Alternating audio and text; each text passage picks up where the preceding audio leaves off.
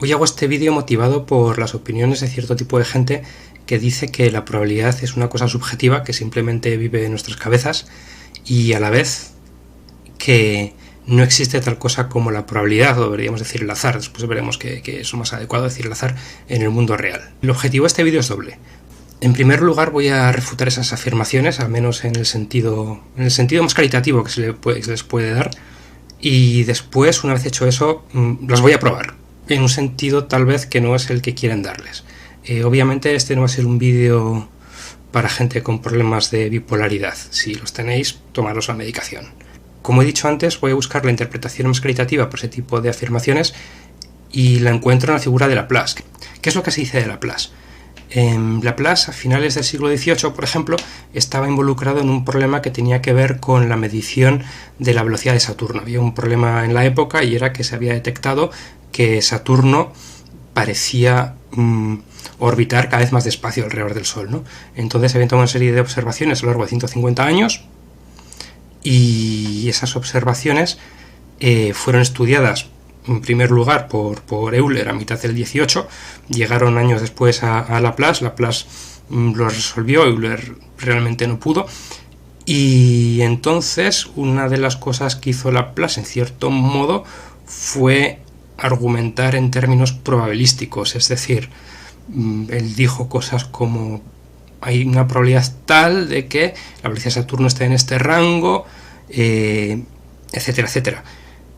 ¿Por qué Laplace argumentaba en esos términos? Pues de acuerdo con mucha gente, porque como tenía información parcial, la manera, el mecanismo que tenemos para resolver estos problemas en que tenemos información parcial es recurrir a una cosa artificial, una cosa subjetiva, un mecanismo mental, unos argumentos artificiales, teóricos, para acotar esa incertidumbre y poder tomar decisiones al respecto. Esa sería la visión respecto a la probabilidad, y bueno, y Laplace sabe que era un partidario acérrimo del determinismo a la antigua, es decir, que él opinaba que si tuviese información suficiente del estado del mundo, contando con las ecuaciones del movimiento y con capacidad de cálculo suficiente, pues él podría determinar exactamente, ¿no?, cualquier tipo del estado futuro del mundo, esencialmente. Y eso supongo que incluiría comportamientos humanos, no sé, el tiempo y todas estas cuestiones, ¿no? Era como una especie de proponente de cosas como las que después aparecieron en literatura, como ¿cómo se llama? La psicohistoria, ¿no?, de los libros de Asimov en la Fundación, que si recuerdo bien era una especie de ciencia que permitía describir la evolución de las sociedades y los fenómenos históricos resolviendo una serie de ecuaciones diferenciales.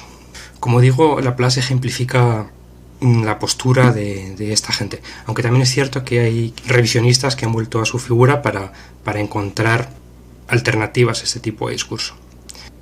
Antes de entrar en sustancia, conviene repasar las definiciones, particularmente la de objetivo y subjetivo y la de probabilidad y azar. Sucede con objetivo y subjetivo lo que con muy pocas otras palabras durante mucho tiempo pensé que era solo que había dos, y luego me olvidé de una de ellas. La palabra enervar, por ejemplo, significa una cosa y la contraria. El que quiera comprobarlo, vaya al diccionario de la RAE y verá que enervar significa una cosa y exactamente su contraria. A lo largo de la historia, el binomio objetivo-subjetivo ha sufrido la misma transformación. Originalmente, estos son términos propios de la escolástica, la palabra objetivo se aplicaba y especialmente a ideas objetivas, a cosas que vienen en la mente. Yo puedo tener una idea objetiva, pues del teorema de Pitágoras. El teorema de Pitágoras es un conocimiento objetivo que tengo y lo puedo demostrar. Yo puedo tener ideas objetivas de muchas cosas que sé a ciencia cierta, o que puedo deducir a ciencia cierta de ciertos principios. Podría decirse lo mismo, por ejemplo, del pienso luego existo de Descartes. Este sería un ejemplo de idea objetiva.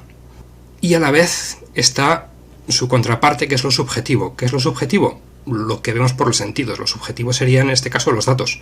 Yo puedo decir, la luna está allí, pero alguien me podría decir, tú piensas que la luna está allí, a lo mejor sueñas que la luna está allí, a lo mejor soñaste que estás soñando y la luna no está ahí, simplemente estás dormido.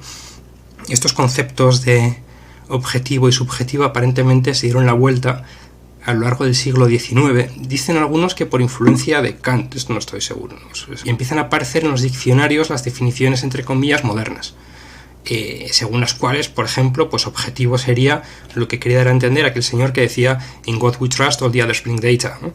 Nos confiamos en Dios, pero todos los demás traedme datos, porque si no, no me fío de vosotros. Los datos se convertirían en el objetivo, lo que viene del mundo se convertiría en objetivo, y sin embargo lo subjetivo sería aquello que habita en la mente. Subjetivos son las ideas que tengo, las ocurrencias que tengo, y también se podría considerar subjetivo no solo aquello que vive en la mente, sino que aquello que además de vivir en la mente es entendido de manera distinta por distintas personas. O sea, tengo diversos puntos de vista, opiniones sobre las cosas. En ese sentido, efectivamente, las opiniones o las observaciones de Laplace sobre Saturno serían subjetivas. Dada la información que tenía Laplace, pues su visión particular sobre ese fenómeno es una, la que dio, y otros podrían tener otro tipo de visiones y tal. Y efectivamente ahora tenemos una visión, seguramente un conocimiento mucho más preciso de la velocidad de Saturno que la podía tener Laplace en su día, obviamente, ¿no? Los otros términos que me exigen definición son los de probabilidad y azar. Azar sería aquellas cosas aleatorias que se dan en la naturaleza, las que niega a toda esta gente que opina esa cosa, las que negaría incluso el propio Laplace, en cierto modo, mientras que la probabilidad sería nuestra visión de ello, una especie de interpretación o mecanismo para analizar ese azar, ¿no? Por eso se podría decir que la teoría de la probabilidad nació como el estudio de los juegos de azar. Es aquello que podemos predicar de esas cosas que son azarosas, que son los juegos de azar, ¿no? Y la relación entre el azar y la probabilidad sería más o menos como la que podría existir entre una casa y su plano, ¿no? Nosotros hacemos un plano, que este plano representa la casa, nos ayuda a construir la casa, pero no es realmente la casa. Y podría tener una relación también igual de problemática que la que pueda tener la lógica proposicional con el lenguaje. La lógica proposicional no es un modelo del lenguaje, bueno, realmente el término se usa al revés, ¿no? El lenguaje sería un modelo de la lógica proposicional, pero no lo explica completamente, ¿no? Pero nos ayuda al menos en teoría a emitir, mediante el lenguaje, juicios más sólidos y hacer razonamientos más coherentes. Y esa sería la relación entre azar y probabilidad. El azar, que ya digo que niega a toda esta gente. Una vez centradas las definiciones, voy a volver a Laplace y el problema de la velocidad de Saturno. ¿Realmente en qué consistía este problema? Consistía en lo siguiente: una vez resueltas las operaciones físicas pertinentes de la dinámica de los cuerpos celestes ahí involucrados, que eran esencialmente el Sol, Júpiter y Saturno, lo que obtuvo Laplace esencialmente fueron 24 ecuaciones lineales con 4 incógnitas. Un sistema de ecuaciones de estos que en Q nos decían que eran, ¿cómo se llama aquí?, incompatibles, irresolubles, es decir, no admiten solución única. Obviamente, eso no le valía a Laplace ni le valía a toda esta gente que estaba estudiando el problema, que para la época aparentemente era bastante serio. Si no existiese azar, si la naturaleza fuese objetiva, simplemente las ecuaciones serían perfectamente compatibles. Podría haber elegido 4, con tal de que el rango de la matriz correspondiente fuese 4, y haber despejado exactamente las incógnitas y haber determinado con precisión absoluta la velocidad de Saturno. Realmente no se puede decir que Laplace tuviese información parcial de Saturno o información parcial de este problema. Lo que se puede decir es que tenía información redundante y con ruido. Es una cosa muy distinta. Tener información parcial puede suceder en un juego de cartas donde tú ves tu mano pero no ves la de los demás, y otra cosa distinta es tener información redundante y con ruido. Se podría argumentar, sí, que el ruido en cierto modo tapa la información que tienes, pero no es el caso, pero la diferencia es esencial. Realmente lo que construyó Laplace para resolver ese problema es un método para eliminar el error de las observaciones, para eliminar el azar en las observaciones, para eliminar, realmente el efecto del azar en las observaciones.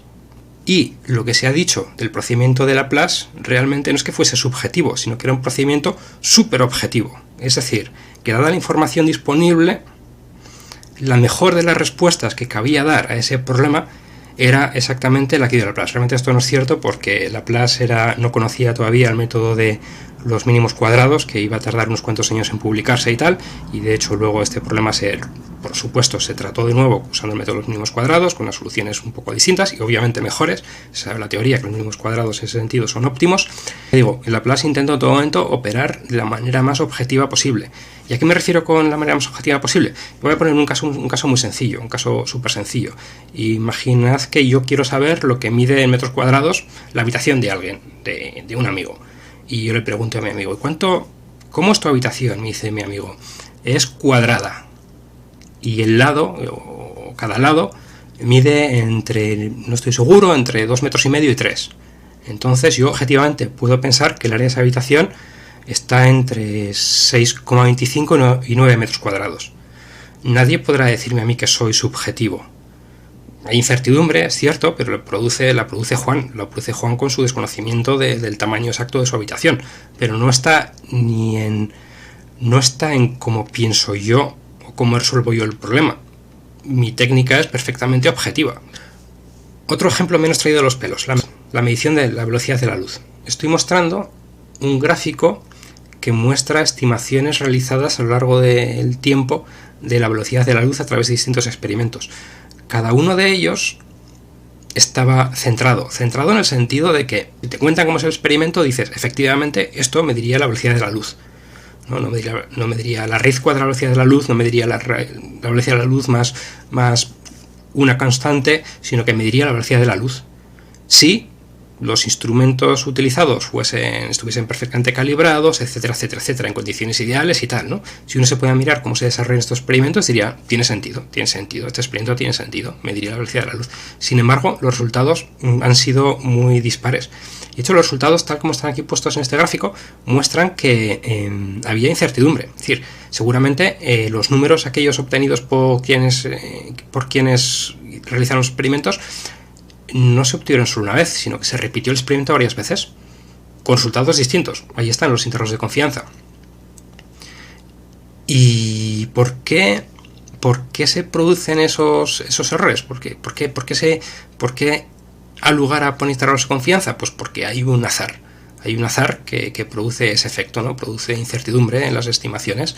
Se podría haber construido perfectamente una lotería poniendo a un niño, una mano inocente de un niño, a mirar por aquellos aparatos y extraer la siguiente medida, ¿no?, de la velocidad de la luz. Es decirle al niño, mira, pues utiliza este mecanismo y cuando veas que no se ve la luz por tal ranura, significa que me dices la velocidad a la que están moviéndose estas otras cosas y eso es la estimación y tal. Y entonces a eso pues, sería un número al azar con el que podrían sortearse cosas, ¿no?, perfectamente. Es un número totalmente imprevisible porque ahí operan un montón de circunstancias azarosas que no están en la cabeza de nadie, simplemente aparecen allí, no sé, que puede afectar a esas mediciones a la velocidad de la luz, pero pueden afectarlas pues la imprecisión de los aparatos, sesgos de los aparatos, cuestiones atmosféricas, yo qué sé, mil cosas, ¿no?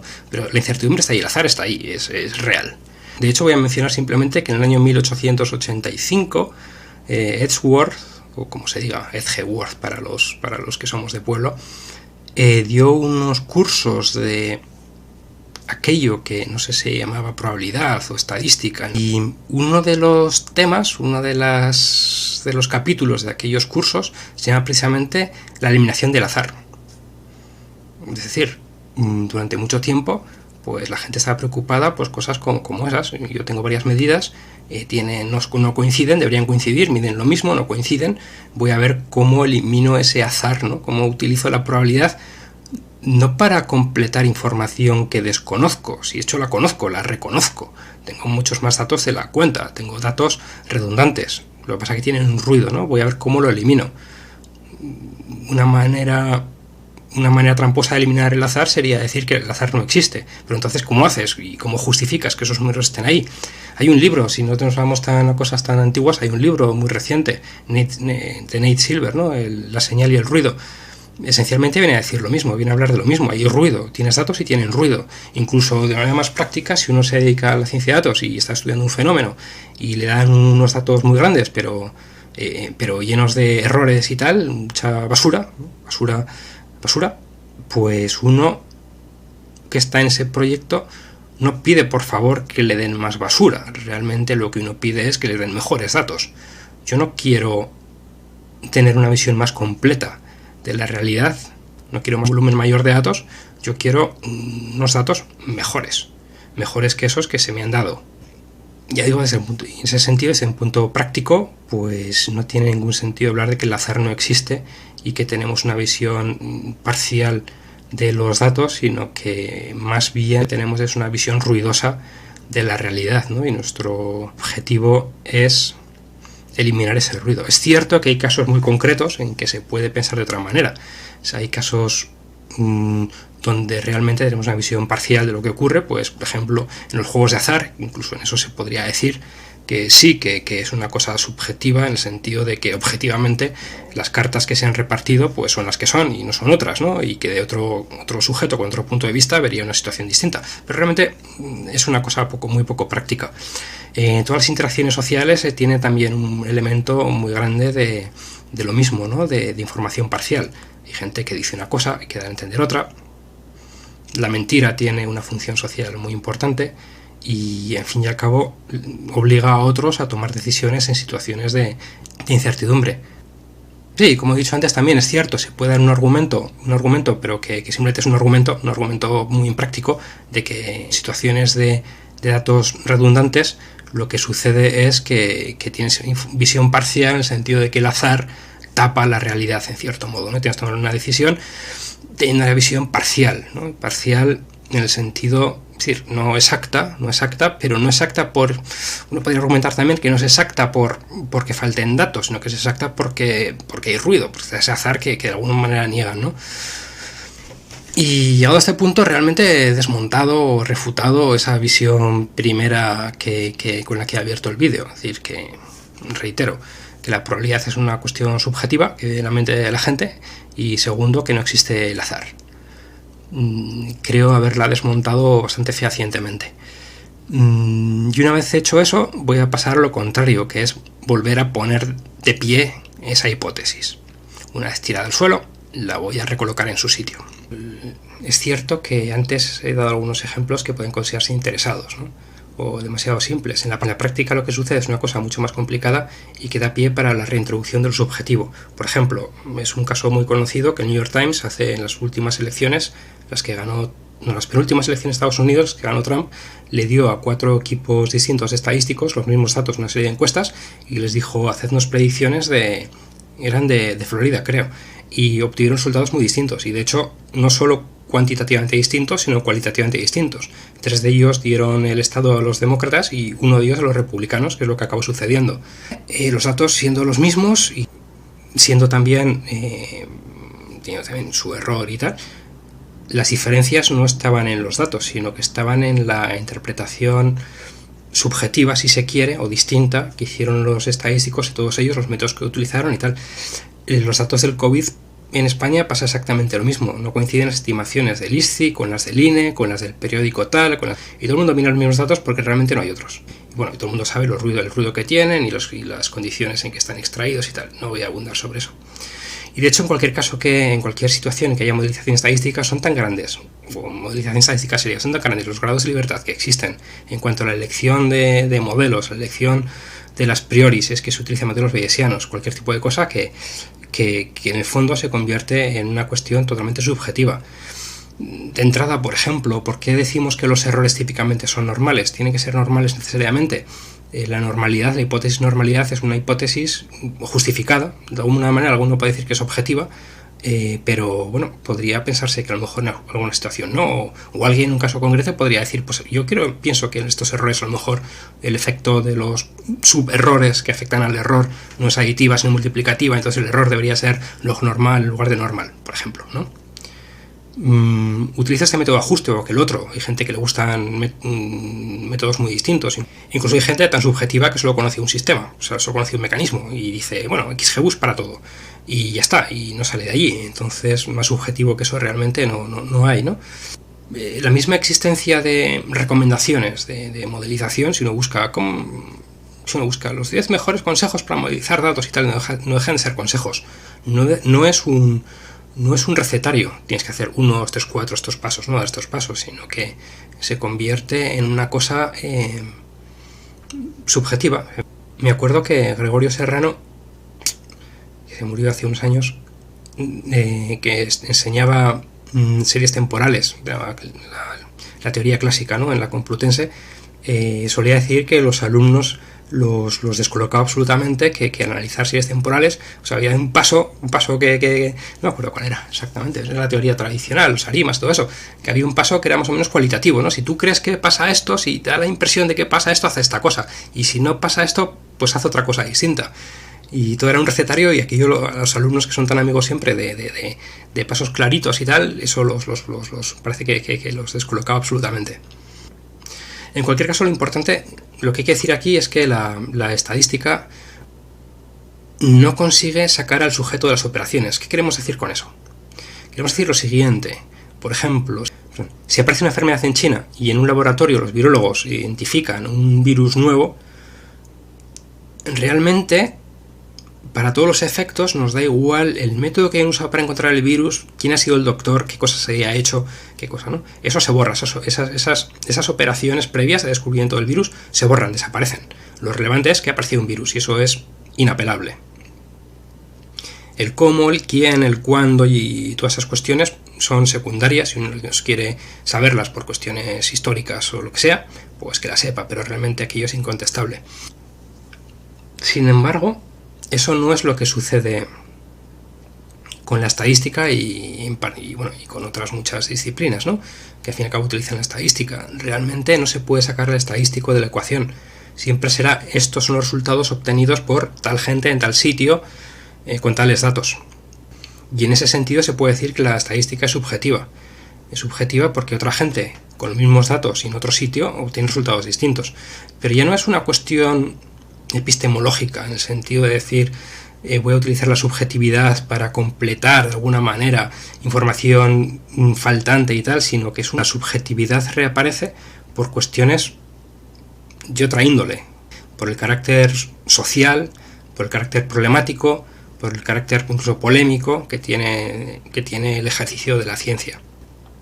Y eso es todo lo que quería contar. Espero que haya sido útil y que la próxima vez que os digan que la estadística o la probabilidad es subjetiva, pues tengáis elementos para calibrar si quien lo está diciendo está simplemente repitiendo cosas que ha oído por ahí que le parecen guays, o si tiene algún tipo de fundamento lo que está comentando.